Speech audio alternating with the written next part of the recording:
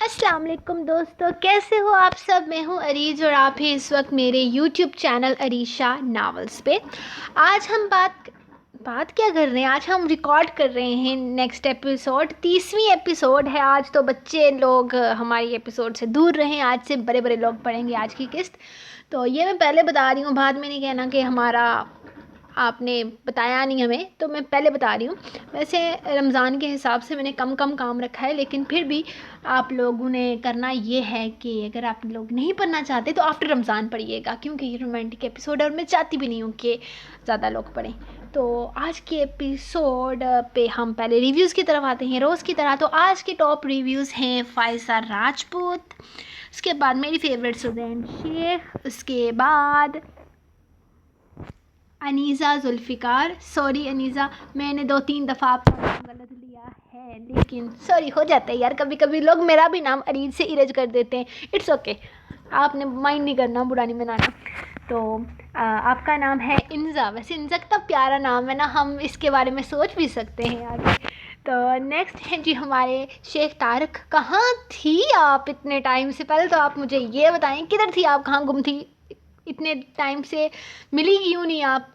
چلو شکر ہے آپ واپس تو آ گئی۔ اور نہیں یار، نہ رضوانہ آ رہی ہے میری، نہ سدھو آ رہی ہے، کدھر چلی گئی ہو یار؟ کدھر چلی گئی میری وہ ہانیہ میرے ہیلتھ میں بزی ہے، اور باقی کدھر چلی گئی ہو یار؟ واپس آؤ، I can't leave without you, جلدی واپس آؤ، تم لوگوں کے ریویو کے بنا میرا گزارا نہیں ہوتا۔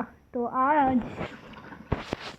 ہم آج کی ایپیسوڈ کی طرف آتے ہیں۔ میری ایپیسوڈ پتہ نہیں کدھر گم ہو گیا، رکو میں ڈھونڈ کے لاتی ہوں۔ بتائیں کیا، میں وہ بیک گراؤنڈ پہ اسکرین پہ میں نے تصویر لگا دی تھی، تو اس کو میں نے ہٹانا ہے، پھر میں اس لیے ریکارڈنگ روک کر پہلے ایپیسوڈ کی طرف جا رہی ہوں۔ لو جی میں آ گئی ایپیسوڈ پہ، تو دیر نہیں کرتے سٹارٹ کرتے ہیں آج کی ایپیسوڈ۔ وحشت جنون، قسط نمبر 30، تحریر عریج شاہ۔ پوچھ رہے تھے کتنی ایپیسوڈیں رہ گئی؟ بھائی کوئی 20-25 قسطیں رہ گئی ہیں اس ناول کی، انشاءاللہ رمضان میں ہم ختم کر لیں گے۔ رمضان کے فوراً بعد میرے کزن بردر کی شادی ہے، تو اس شادی کے بعد پھر میں واپس آؤں گی، یہ ناول ختم کر کے میں چلی جاؤں گی۔ تو اب ہم سٹارٹ کرتے ہیں آج کے ایپیسوڈ وحشت جنون، قسط نمبر 30، تحریر عریج شاہ۔ بھرپور تالیوں کے بیچ کیک کاٹا گیا۔ وہ کیوٹ سی پرنسس ٹیبل پر کھڑی اپنے بابا اور ماما جانی کے ساتھ اپنی ہائٹ میچ کرنے کی کوشش کر رہی تھی، جو ناممکن تھا، لیکن اس کے باوجود بھی وہ ان دونوں کے کافی قریب تھی۔ ہیر اور ایام نے اس کا ہاتھ تھام کر اسے کیک کاٹنے میں مدد دی تھی۔ جبکہ سب کی تالیاں بجانے پر خوش ہوتی، وہ خود بھی تالیاں بجا رہی تھی، اور انہی تالیوں کے بیچ اس نے کیک کا ٹکڑا ایام کے منہ کی طرف بڑھایا، لیکن جیسے ہی ایام نے اپنا منہ کھولا، وہ شرارت سے کیک ہیر کے منہ میں ڈال گئی۔ اس کی اس حرکت پر جہاں ایام نے اسے گھور کر دیکھا، وہیں ہیر خوش ہوئی تھی، جبکہ باقی لوگ روحی کی حرکتیں انجوائے کر رہے تھے۔ روحی تو پوری پارٹی کی جان بنی ہوئی تھی، وہ کبھی اس طرف کھیل رہی تھی تو کبھی اس طرف۔ ہیر تو ہر تھوڑی دیر کے بعد اسے ڈھونڈنے لگتی تھی، جو نہ جانے کہاں گم ہو جاتی تھی۔ پارٹی میں بچوں کا کوئی شمار نہ تھا، کیونکہ یہ پارٹی رکھی ہی بچوں کے لیے گئی تھی، اس لیے یہاں بچوں کی تعداد باقی بڑے لوگوں سے کافی زیادہ تھی۔ وہاں موجود سب لوگ اپنے اپنے بچوں کے ساتھ یہاں آئے ہوئے تھے۔ اس پارٹی میں شور و ہنگامہ بھی کافی زیادہ تھا۔ چھوٹے چھوٹے بچے رنگ برنگے کپڑے پہنے اپنی ہی دنیا میں مگن تھے۔ ہیر نے آج تک اس طرح کی کوئی پارٹی اٹینڈ نہیں کی ہوئی تھی، شاید یہ بھی ایک وجہ تھی کہ اسے یہاں بہت مزہ آ رہا تھا۔ بچے ایک دوسرے سے گفتگو میں مگن، نہ جانے کون سی زبانوں میں بات کر رہے تھے، جنہیں سمجھنے سے وہ قاصر تھی، لیکن اس بات میں کوئی شک نہیں تھا کہ یہ دن ہیر کی زندگی کا سب سے خوبصورت دن تھا۔ تم یہاں اکیلے کیوں بیٹھی ہو؟ آؤ میں تمہیں سب سے ملواتا ہوں۔ اس پارٹی میں جتنے بھی لوگ ہیں وہ سارے میرے سوشل سرکل کا حصہ ہیں، مطلب کبھی نہ کبھی ان لوگوں سے مجھے کوئی نہ کوئی کام پڑتا رہتا ہے۔ یہ سارے میرے کام کے لوگ ہیں، یہ میرے کام کا حصہ ہیں، اور تمہیں ان سے ملانا چاہتا ہوں۔ تمہیں میرے کام کے بارے میں اچھی سمجھ آ جائے گی، وہ مسکرا کر کہتا اسے لینے باہر آیا تھا، جہاں وہ بچوں کو دیکھنے میں مگن خوش ہو رہی تھی۔ اس نے نوٹ کیا تھا کہ اسے صرف روحی ہی نہیں پسند تھی، بلکہ وہ سارے بچوں کو دیکھ کر خوش ہوتی تھی۔ نہیں، میں کیا کروں گی وہاں اندر جا کر؟ میں تو کسی کو ٹھیک سے جانتی بھی نہیں، اور ویسے بھی وہ لوگ آپ کے سوشل سرکل کا حصہ ہیں، تو میرا وہاں بھلا کیا کام؟ آپ کو انہیں ٹائم دینا چاہیے۔ میں تو بس روحی کو دیکھ رہی تھی، کتنی خوش ہے نا آج وہ یہاں۔ بچوں کو دنیا کی کوئی بھی خوشی کیوں نہ دے دی جائے، لیکن انہیں اصل خوشی تب ملتی ہے جب ان کو ان کی آزادی ملتی ہے۔ بچے ہمیشہ چھوٹے بچوں میں ہی خوش رہتے ہیں، وہ روحی کو چھوٹے بچوں کے ساتھ کھیلتے دیکھ کر کہنے لگی تھی۔ اس کی بات پر ایام بھی مسکرا دیا۔ ہاں، تم ٹھیک کہہ رہی ہو، اسی لیے تو میں بھی جلدی سے جلدی اپنے دوسرے بچے کے بارے میں سوچنا چاہتا ہوں، تاکہ روحی کو خوش رہنے کے لیے کسی غیر کو گھر نہ بلانا پڑے۔ ہمیں اندر چلنا چاہیے، کیونکہ بے شک وہ لوگ میرے سوشل سرکل کا حصہ ہیں، لیکن میری بیوی ہونے کے ناطے تمہیں ان سے ملنا ہوگا۔ صرف ہائے ہیلو کر دو، وہ لوگ کب سے تمہارے بارے میں پوچھ رہے ہیں۔ اپنی بات مکمل کرتا ایام اس کا چہرہ دیکھنے لگا، جہاں لمحوں میں ہی سرخی چھانے لگی تھی، اور اس دفعہ وہ اس کا ہاتھ پکڑ کر اندر لے جانے پر ہیر نے کسی طرح کی کوئی بات نہیں کی تھی۔ اسے اندازہ نہ تھا یہ شخص اس کی کون سی بات کا کون سا مطلب نکال کر اسے اپنے پاس سے ہی الفاظ کا لباس پہنا کر اس کے سامنے پیش کر دے، بلکہ اسے شرمندہ کر دے۔ ہیلو مسز ایام، آپ تو بہت حسین ہیں ماشاء اللہ سے۔ مجھے اب اندازہ ہو رہا ہے کہ ایام شادی کیوں نہیں کر رہا تھا۔ یقیناً وہ آپ کے انتظار میں تھا۔ ویسے آپ لوگوں کی پہلی ملاقات کہاں ہوئی؟ اور ایام نے بتایا تھا اس نے اپنی مرضی سے شادی کی ہے، تو ایام نے آپ سے اپنی محبت کا اظہار کیا۔ ان ساری باتوں کو چھوڑو، مجھے یہ بتاؤ کہ ایام کی پہلی بیوی سے طلاق وغیرہ ہو گئی نا؟ میرا مطلب ہے کہیں وہ اب تک تو ایام کی زندگی میں نہیں ہے نا؟ ویسے ایام کی پہلی شادی کب ہوئی اور طلاق کب ہوئی؟ کسی کو کانوں کان خبر تک نہ ہوئی۔ بس جب ایام کی بیٹی کی بات باہر نکلی تب ہی پتہ چلا کہ اس کے والدین نے اس کی زبردستی شادی کروا دی تھی، جس میں اس کی ایک بیٹی بھی ہے، لیکن بیوی کے ساتھ کچھ خاص بنی نہیں تو اس کو چھوڑنے والا ہے۔ وہ 2-3 عورتیں پتہ نہیں کیا کیا کہہ رہی تھی۔ ہیر کو ان کی باتوں میں کوئی دلچسپی تو نہیں تھی، لیکن پھر بھی یہ اس کی زندگی سے جڑی ہوئی باتیں تھیں جو اسے سننی تھی۔ لیڈیز، کیا باتیں ہو رہی ہیں؟ تم لوگ میری مسز کو برقا تو نہیں رہی؟ ایام ایک آدمی کے ساتھ وہاں آ کر رکا تو ساری عورتوں کے چہروں پر مسکراہٹ بکھر گئی۔ ارے نہیں نہیں، ہم تو آپ کی پہلی شادی کے بارے میں بات کر رہے ہیں کہ اچانک شادی ہوئی، پھر اچانک آپ کی طلاق کی خبر آ گئی، اور پھر آپ کی بیٹی بھی اتنی پیاری ہے۔ عورت کچھ حد تک شرمندہ ہوئی تھی۔ ہاں، کیونکہ وہ نصیب کا لکھا تھا۔ اچانک شادی ہوئی ہماری، نہیں بن پائی، اچانک طلاق ہو گئی۔ اس شادی میں میری مرضی شامل نہیں تھی، میرے والدین نے زبردستی شادی کروائی تھی، سو ہم دونوں ایک دوسرے کے ساتھ ایڈجسٹ نہیں کر سکے، لیکن اب میں نے اپنی مرضی سے شادی کی ہے تو میری زندگی سب کے سامنے ہے۔ وہ ہیر کے کندھے پر ہاتھ رکھ کر اسے اپنے قریب کرتے ریلیکس انداز میں بولا، یار، تمہاری پہلی بیوی نے تم سے بیٹی کی ڈیمانڈ نہیں کی؟ میرا مطلب ہے تم اسے چند دن کی ہی پاکستان لے آئے تھے نا؟ اس کے ساتھ کھڑے آدمی نے سوال کیا۔ نہیں سے بیٹی نہیں چاہیے تھی، بلکہ زندگی گزارنے کے لیے اچھی رقم چاہیے تھی، اور مجھے میری بیٹی، اس کے لیے میں کچھ بھی کر سکتا تھا۔ اور اس نے اپنی بیٹی کو ہر طریقے سے کیش کروانے کی کوشش کی۔ خیر، میں فضول باتوں کو دوبارہ یاد نہیں کرنا چاہتا۔ اس نے چہرے پر بشاشت طاری کرتے ہوئے شاید اپنی اذیت کا گلا گھونٹا تھا۔ ہیر کو لگا جیسے وہ سب کچھ یاد کرتے ہوئے اسے تکلیف ہو رہی ہے۔ پھر ہم بھی کون سی فضول باتوں میں لگ گئے یار۔ ان دونوں کو دیکھو، یہ نیا شادی شدہ جوڑا ہے، تم لوگ کھڑے ان سے فضول باتیں کر رہے ہو، یہ نہیں کہ ایک رومانٹک ڈانس کی فرمائش کر دو۔ اس آدمی نے اچانک سے ان کا دھیان اس طرف لایا تو سب کی آنکھیں چمک اٹھی۔ وہ نہ کرتے رہ گئے، لیکن وہ لوگ انہیں ڈانس فلور پر لا کر ہی مانے۔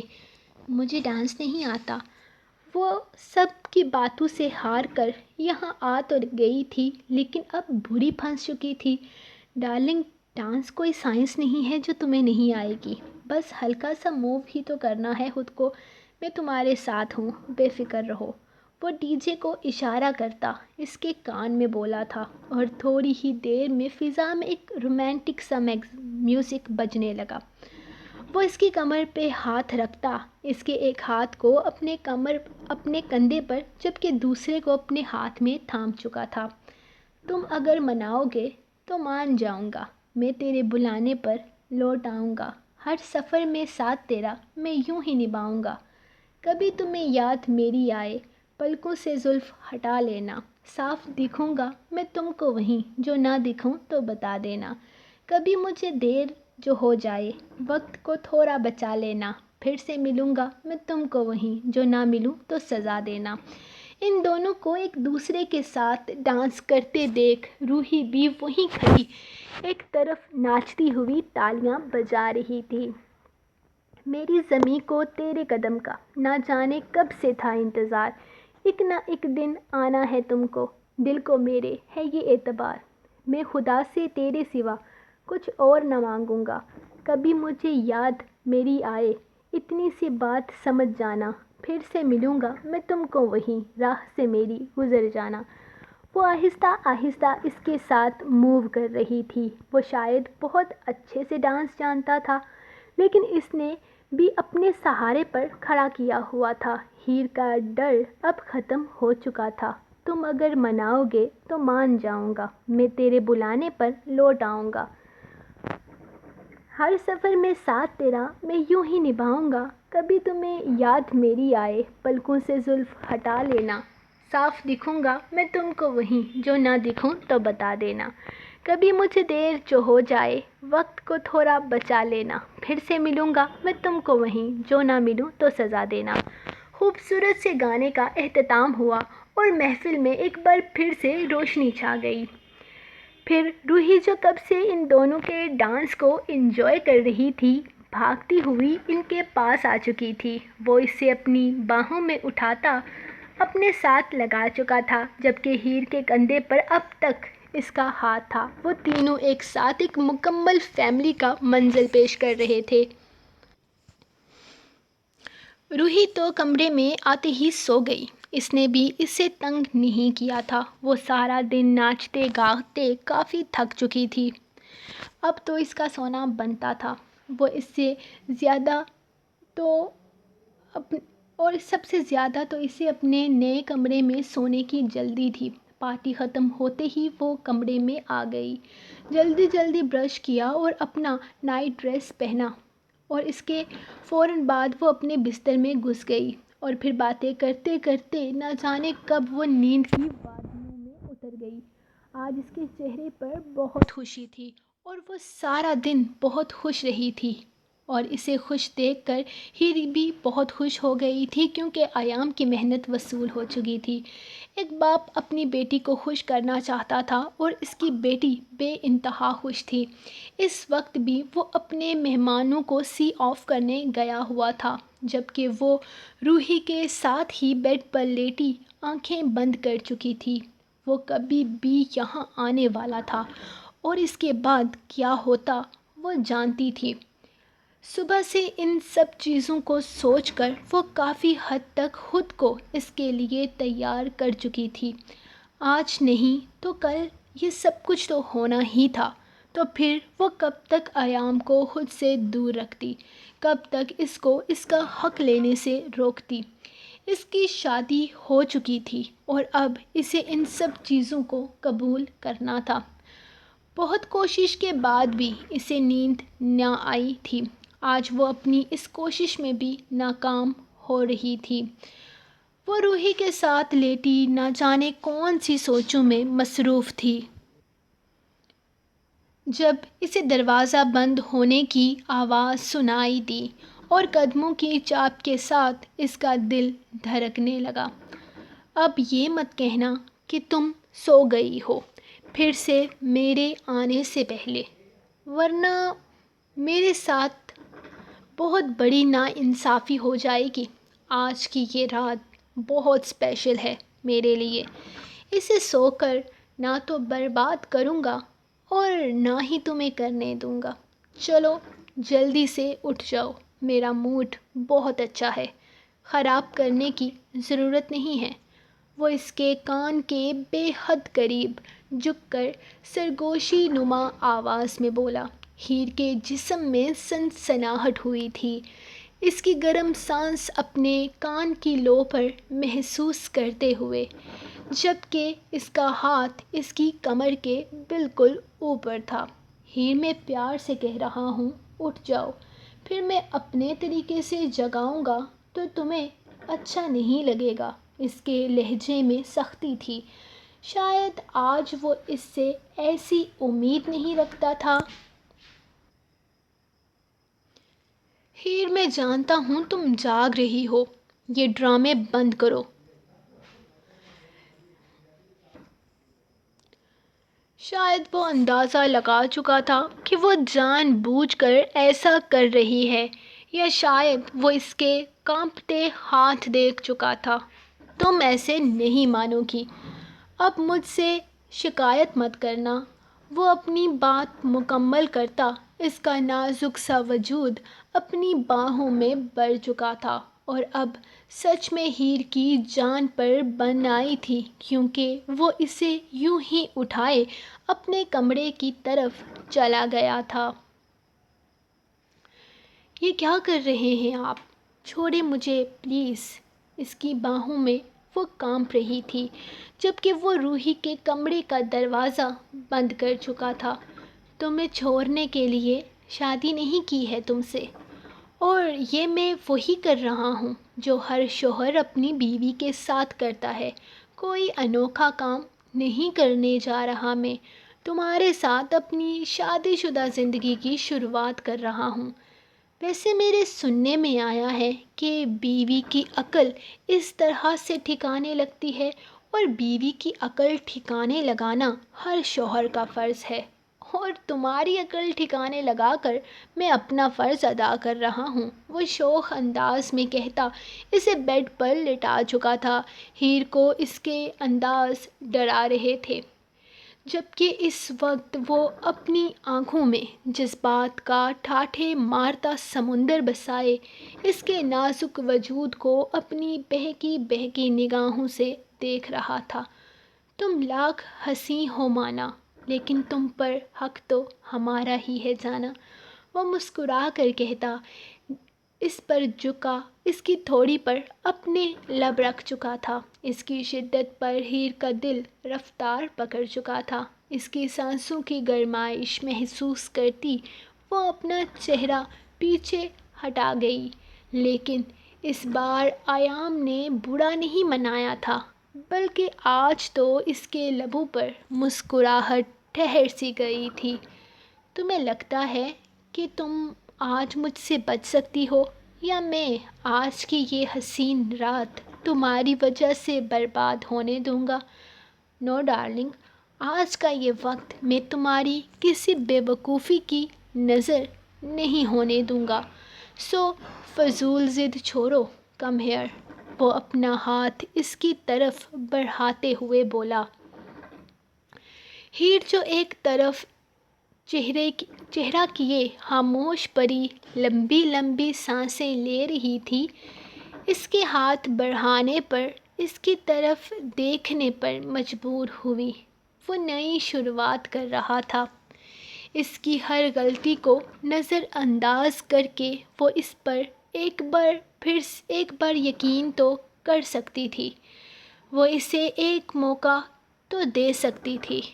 وہ اس کا منتظر تھا تو کیوں نہ وہ خود ایک بار اس کی ہو کر دیکھے۔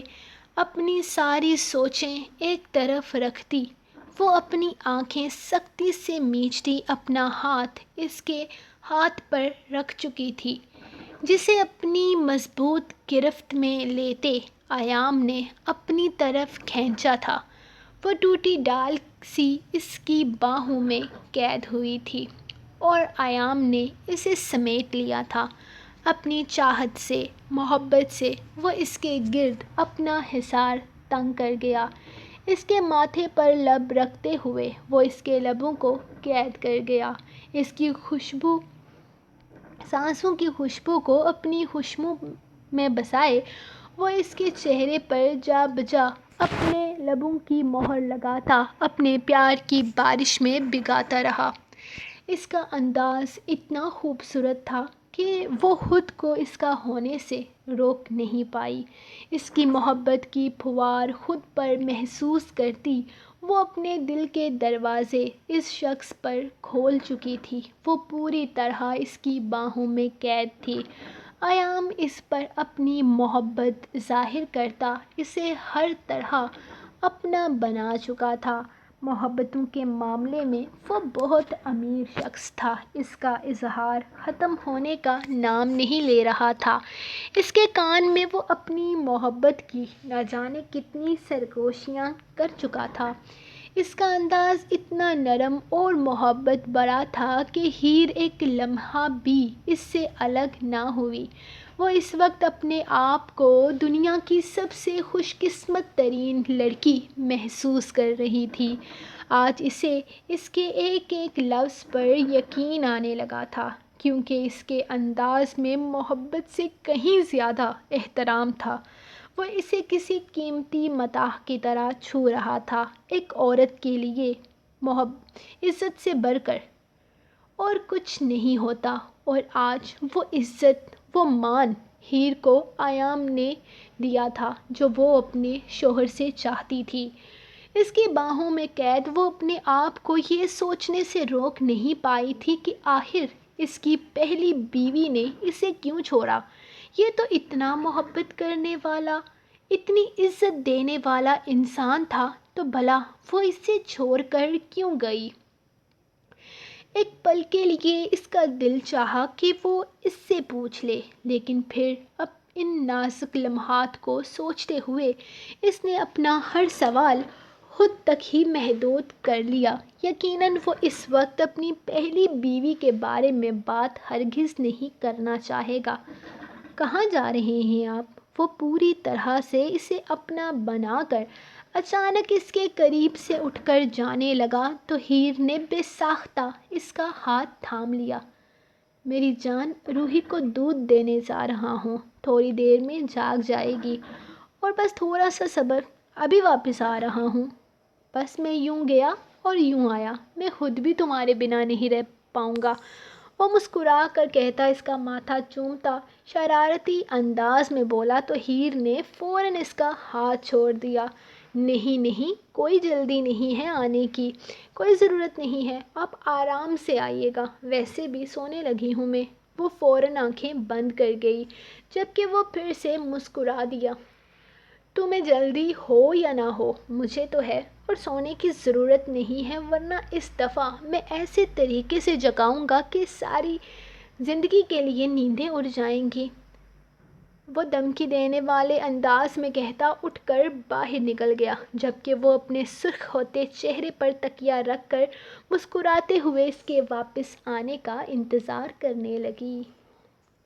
ٹنگ ٹانگ، ختم ہو گئی جناب آج کی ایپیسوڈ، اور اگر آپ لوگ چاہتے ہیں کہ رمضان میں ناول رہے تو پلیز سبسکرائب کرو میرا چینل. کتنے گندے ہو تم لوگ, سبسکرائب کیوں نہیں کرتے ہو میرا چینل؟ سبسکرائب کرو, مجھے نہیں پتا, بس کرو ہی کرو.